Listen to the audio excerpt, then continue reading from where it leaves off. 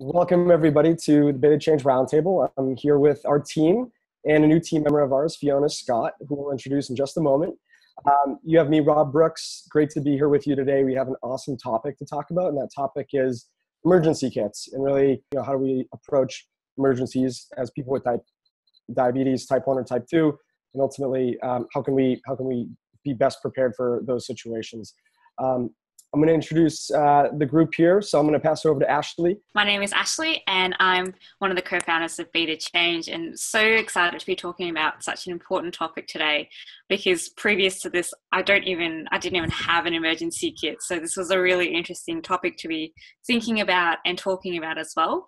I'm based in Melbourne, Australia, where we do have bushfires, but luckily I live in a city, so it doesn't affect me directly.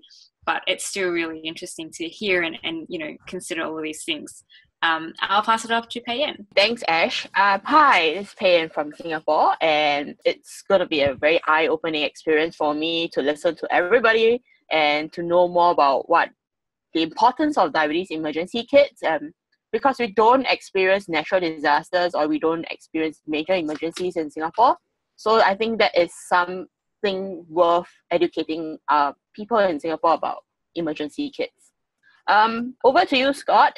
Sorry, Fiona. Can you try to introduce yourself? I like that. That's pretty cool. Hi, I'm Fiona. I'm often referred to as Fee. I have lived with type 1 for coming up 29 years this Halloween. And I'm also a diabetes educator, and I predominantly work in pediatrics, but also work with adults as well. I am super excited to be joining Beta Change because, wow, I just want to make a difference in the world, and I would love to in diabetes. And as funny as that sounds, I just think that we as people who live with it can share our experience with so many, and that's what I'm excited about today with the emergency kits, because I think they're so important, and I think all aspects of the world people can have a modified version, but it's a way we can all stay safe and healthy, and that's really important. One of the things I love about Beta Change is the community, and I love that you're wrapping your arms around the world. Could you also just share a little bit more on your background? You just joined the Beta Change team, and we're really excited to have you on the roundtable. Share with the world who you are, kind of your experience in diabetes so far. Interestingly enough, I was thinking the other day what's happened in 29 years. So in 29 years since I was diagnosed, blood glucose testing has gone from taking 2 minutes to now you can swipe your arm or read it on your phone or 5 seconds. From when I first was diagnosed, I wasn't in the period where you had to sterilize your syringes. I missed out on that by 2 years. So it was pretty cool. But I've gone from having pens to having an insulin pump. What I didn't realize that when I was first diagnosed 30 years ago, some guru was doing an insulin pump, and it was this like or you can't even see it. It was massive. It was like as big as a backpack. Today, it's like tiny. And here we go. Yeah. So that's my journey with type 1. It's an ever-changing world. Technology has been a big impact for me as well. But something that I'm very much aware of, and something that as I've got older living with type 1 and wiser, is my 2 take-home things are the importance of support, and that is your family support. And just because you're 18 doesn't mean you don't need support anymore. You still need support. But it's also highlighting the importance of the diabetes community, and something like Beta Change is doing such amazingly is that feeling of that we're all on the same team, we're all working together to make difference. And it's that idea that we can throw up an idea and you can say, I've never had an emergency kit, why do you have one? And then we can learn and we can change from it. To me, that is the most exciting thing about it. I'm a little bit embarrassed to say that it took me 20 years to actually sit down and have a conversation with somebody that had type 1 diabetes. And that's one of the biggest regrets that I had, that I didn't know sooner, that I should have been linking in with other people. And something I'm so passionate about now, that we get our kids on diabetes camps, or we introduce them to people, give them links to social media so they can jump on board and they don't feel isolated. I became a diabetes educator because I felt that I wasn't learning what I needed. I wasn't being given the information I needed, and therefore I felt that if that was happening to me with limited resources, that maybe it was happening to other people and that I could make an impact. So that's my journey. Awesome. Well, we're lucky to have you with the Beta Change team, because really our goal is to build a global community. Can I tell you why I've got an emergency kit? Please. Okay. We were going on a hot date to Melbourne. We were going to go to a fancy restaurant. We were going to see the movie or the musical Mamma Mia. We got 45 minutes down the road, and I realized I didn't have my Novo Rapid. So not my boyfriend then, who's now my husband, turned around, drove all the way back to Geelong, picked up the insulin. We got Subway, a sandwich for dinner, missed out on the first section of the movie, of the musical, and after that moment, I swore I would always have an emergency kit with me. I love that. How long ago was that? That was about 15 years ago now. Wow. It was way before I was a diabetes educator. Yeah. What was in that? What was in that kit back then, and what's in the kit today? Back then, there was nothing. Yeah. There's nothing. We had nothing back then. Nothing back then. In the kit today, let me show you. If I pull out this kit, I have a spare reservoir. I have some glucose gel. I got it free at the conference. Novo Rapid. Little pen cap needles. Right. A battery. I gotta take notes. This is... And I've got, and hold on. Another little component. I have my meter. I have my strips. Ashley, you have to have an emergency kit. It's in my. I have my kit, which is in my room. Yeah. Can I go grab it? What would be in your emergency kit? So I've got a spare insulin vial, so pen, spare knee tips, my hypo treatment, and tons and tons of lipsticks and lip balms and lip gloss. Really? Yes. Really? Yeah, and hand cream. There's hand cream in there. My meter, of course, and my Lancet. But it's kind of like the all-in-one bag. It sounds like it. Do you carry that on the plane, or do you check that bag in? I carry it on the plane. I carry that. That's like my kit that I carry everywhere. Yeah. All right. Pam, what about you? Yeah, the island, you get 3 things. Like, name 10. What's on that list? They won't come in a pouch. They will all be in different parts of my bag. So, standard thing, I will have my glucose, blood glucose testing package in a pouch already that I carry around every day. I do put in a vial of Novo Rapid in my bag. It's just those flex pens, so that you can disposable ones. But the issue is that I don't carry pen needles or syringe. So I had situations where I needed to refill my reservoir, and I didn't have anything to transfer. So, but the good thing is that in Singapore, we are quite accessible to any pharmacy, like within a few minutes, like a short distance. So isn't that a big issue for me? Yeah, I can just pop into any pharmacy and grab like a packet of syringe, and then we can get it loaded. Yeah. Interesting. This is another way to do it. Can you see that? So this is a handbag that Ashley can put in 600 lipsticks. So that's another option that you can do. So you can make it as part of your handbag, and then you've got all your 500 lipsticks and everything's in there. So question, would you include glucagon in that, or your scripts? Are you asking me that one? Well, I'll open it up to everyone. Okay. No. So Rob says no.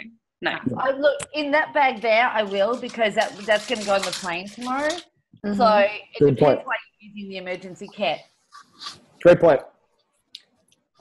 I don't carry glucagon.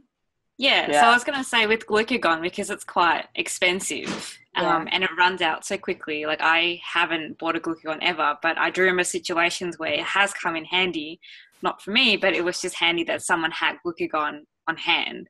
So like, you know, how do you assess whether or not you need glucagon in that kit? In experience, out-of-date glucagon can work, maybe not as effectively, but it's better than nothing. Absolutely. Yeah, absolutely.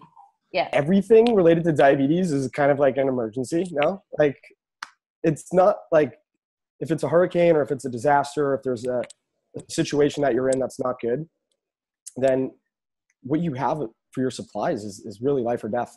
Diabetes or not. And so I actually started my emergency kit with water. That was like the first thing I thought of. And the second thing was like, yeah, it was all my supplies. And then the third was, and I kid you not, I would say a connection. I actually think this is vital for any emergency or any situation for a person with diabetes. Like a connection to care, contact, friend, family. Like whenever I've had an emergency, and I've had many with diabetes and without diabetes, a friend and family or support or access to that is everything. And so that's kind of where I started my kit, was with just the ability to access somebody that knows you and can help you out. So just a thought. Do you want to see my bag? Yes, please. All right. In the honor of delivering, we have to, and that's a little plug for FedEx because they deliver and healthcare needs to be delivered well. I'm going to put my blood pressure cuff over there for a second. Blood glucose monitor, strips, of course, medication, and this applies both oral medication, insulin. If you have insulin, you need the needle, Payan, as you said. Always got to bring the extra strips. And then that's about it. I think that's all I have. Money was a great idea. I should have brought some money. About 6 years ago, we were stuck in, I'm really sorry to you guys in America, not giving respect to Katrina. How long ago was Katrina? Was it about 8 years now? Longer than that. Okay. About time. All right. Just after Katrina, there was another hurricane and we got stuck in Disney World, and Disney World shut down and we were in lockdown. I had no idea about an emergency kit, and if we'd got in trouble, I would have had no idea except ring the embassy. So I looked into it, seeing we're going to Florida in 24 hours, that I probably should look into it a bit more. And what I was so impressed is that, I don't know if you guys can see this. This is the US one. We have to talk a little bit more if you like about for everyone. But this is my diabetes emergency plan. That's actually by E. Lilly. There's an Australian one. I couldn't find a European or Asian one, but I could find a UK. And it talks about things like, tells you what to do. So lists of the following information: type of diabetes, or your medical conditions. Talks about water, Rob. It talks about, if possible, a 30-day supply of medications taken by mouth or injection. It is amazing, and it's really, really, really cool. That's awesome. Yeah. That's awesome. What was on that list? What was on that list that you were surprised to see? I was surprised to see, what was it? Oh, yeah. A 2-day, this really got me. A 2-day supply of non-perishable food, for example, peanut butter or cheese crackers, meal replacement shakes, or bars. Interesting. That's why I made out my food kit, because I'm going to need that if we don't have food. Mm-hmm. And, spaghetti. Mm-hmm. Wow. That's applesauce. Rice crackers. Wow. Now, very important. I don't know, what is that? Vegemite's gross. What is that? What is that? Can you explain that? That is a delicacy in Australia, and I can't wait to introduce you all to it one day. Would help with low blood sugars? It would help take any bad taste out of your mouth. Okay. And leave fresh new bad taste in your mouth. And I also have in there, a whole lot of glucose tablets. Yep, those are the ones I have, different flavor. Yeah. I think that the one thing we have to always remember is that insulin is our lifeline. So the thing that we always need to have with us is insulin. People with type 1. Yeah, people with type 1. Sorry, yeah, type 1, I was reading in the Natural Disaster book, which is this. It's not funny. It's just funny you have it. Oh, yeah. Don't worry, Ash has got one in her house as well. I gave her one. Somewhere. But in it, it lists all the different types of types of conditions. And it's got cancer, it's got diabetes, it's got everything. And it tells you what the outcome is if you don't have emergency medical equipment. And for us, type 1, it's death. For cancer, it's infection. So I think insulin is the most important, and also how do you give it? So like a lot of people don't have access to pumps, so they would be on syringes or on pens. So it's making sure you have that stuff, the basic stuff. What do you do so we'll put number 1 with like insulin for people with type 1. For people with type 2, I would say that like access to the right medications and access to what we would, I don't want to lump it all together, but like, pharmaceuticals, medications, and access to healthcare from that direction. What about like the support and the access? Like you just talked about, so we talked about like insulin, you need an actual syringe to deliver that. But like, think of it the same way, like we have education, we have all these other things people with diabetes need. What if you don't have that syringe? In an emergency? Yeah, like theoretically, yeah, sure. How on earth do we drive change with that mindset? That's the big question. I don't know the answer either. I don't know. Like if I take it into a hollow, into a very small, partially decommit, whatever that word is, break it up. Mm-hmm. On this emergency plan, so this is more bushfires, this is more, a medical emergency, hurricane. Actually, on the bottom of it, it's got the emergency numbers and where you can access insulin, where you can access supplies. So for Hurricane Irma recently, the American Diabetes Association, they came out with a list of organizations, Insulin for Life, where people could access syringes, where people could access insulin. And I think that's very important. And that actually went out before the hurricane hit. And I think that actually was something that came about from Hurricane Katrina. They sat down and they went, well, people couldn't access syringes. People couldn't access this. How can we now go about it? But they're saying at least 14 to 21 day supply that they're recommending for natural emergencies, which is interesting.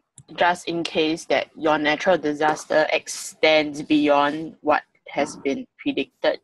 Yeah, I think you're right. Yeah, the situation gets worsened over the days and things like that. Another good point, the Frio packs. That's the other thing they were saying on all these things, is that we need to look at keeping our insulin cool. And it talks very much about, insulin can stay room temp 28 days. So that's maybe something we should mention. They're really expensive. This cost me $60 yesterday. Whoa! Yeah, I'd probably just invest in a MedAngel sensor that tells you what the temperature of the insulin is and says whether it's too high or too low.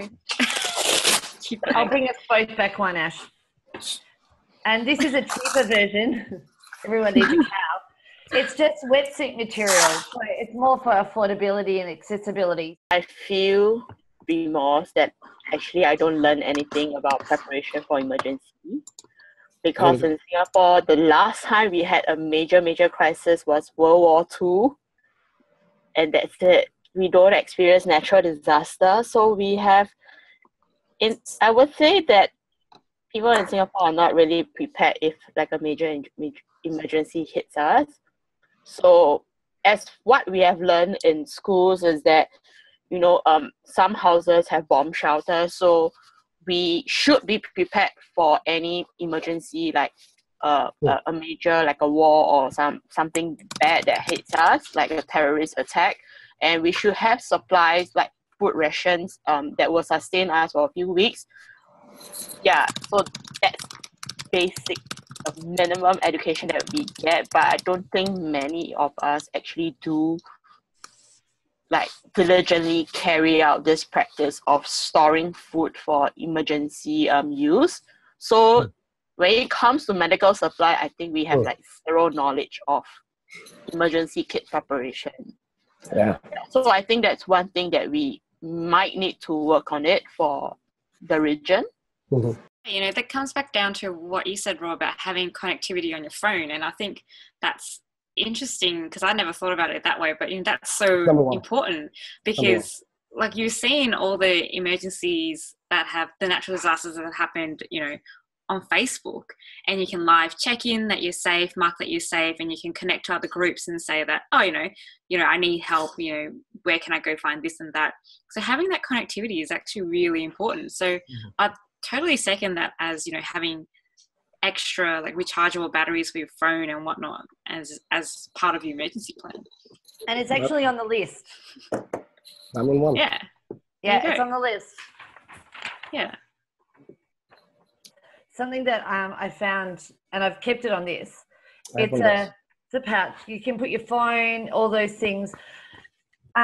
When you're in a hurricane or a bushfire or your life, something like that, to have one of those around your waist with just some insulin, a pen, your phone, and some glucose. I think that's amazing because we know that we can always get more with all these access, especially with the hurricanes and stuff. But you need immediate. You need to get through the first 6-12 hours. So just to have that on you, I think is a good thing. No, it has really been an educational experience for today's show, and I really learned a lot from you guys. So I know what I need to prepare, not just for my daily emergency kits, but also for future preparation. Yeah, I think it's the same. It's having all these chats with everyone has always been insightful, and no matter I think how long you live with diabetes for, there's always something to learn, and there's always resources out there to help you learn that. So it's great that we have these discussions because you don't know what you don't know until you come across it. So thanks for a great chat today. On behalf of Beta Change, thank you all for joining us tonight, and we look forward to talking with you about diabetes and anything we can do to support you. If there's anything related to emergencies, let us know. We have people sending in pictures of their emergency kits. We have our own up there, so take a look, help educate yourself, and send us yours. This is a really important topic, and we would love to hear your feedback and your voice. Until then, stay tuned with us at betachange.org, on Twitter, on Facebook, etc. And we'll be having an upcoming virtual roundtable soon, so stay tuned.